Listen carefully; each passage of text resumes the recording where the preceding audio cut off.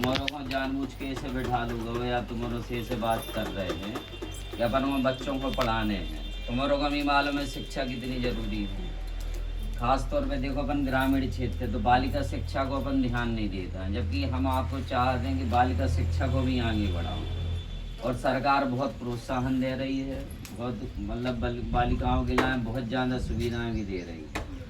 तो उनको पढ़ाने हैं का होते एक बालिका पढ़ा दे तो 2 घरों को रोशन करती है, अपने परिवार को भी वो जहाँ जाती वहाँ भी, ठीक है ना। और अब तो कोई भेदभाव नहीं है लड़का लड़कियों को, और उनको अपन को ध्यान भी रखने हैं। खास तौर पे कैसे नहीं तो मालूम चली बच्चियों को इतना ध्यान नहीं दे, मतलब सब लड़कों को कर रहे थे, लड़कियों को इतना ध्यान नहीं देते क्या करें पढ़ लिख के ब्याह तो होने हैं, ऐसा नहीं है। जब सोच अपन को बदलने हैं, ठीक है ना। तो अपने घर की बच्चियों को आगे पढ़ाओ आगे बढ़ाओ। कहीं दिक्कत जा रही है आप हमें बताओ।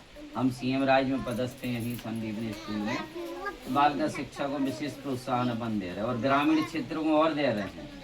क्या होता है कि ग्रामीण क्षेत्र के बच्चे आगे नहीं बढ़ता है, तो हम चाहते हैं कि ग्रामीण क्षेत्र के बच्चा खूब पढ़े बढ़े और महिलाएं इसके लिए अच्छी भूमिका निभा सकती है। तुम्हारों ने भी देखो ये पढ़ वो चाह रही हुई है ना पढ़ पाई हुई है, परंतु अपन को संकल्प लेने के अपने बच्चों को आगे पढ़ाने और आगे बढ़ाने और भेद नहीं। अब कोई लड़का लड़की सब बराबर हैं। अब सरकार भी बिल्कुल 50% पूरी छूट दे दी हर चीज़ में कि नहीं बच्चियां भी पढ़ेंगी।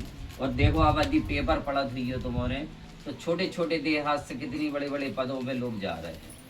तो हम ही में से कोई बच्ची आगे निकल सकती हैं, आगे बढ़ सकती हैं। और होता क्या है यदि एक गांव से एक लड़कियां भी पढ़ के आगे मतलब बढ़ गई आगे, तो आप देखना कि 10 बच्चों को और प्रेरणा मिलती है कि देखो कि मोड़ी आगे निकल गई, हमें भी आगे बढ़ानी।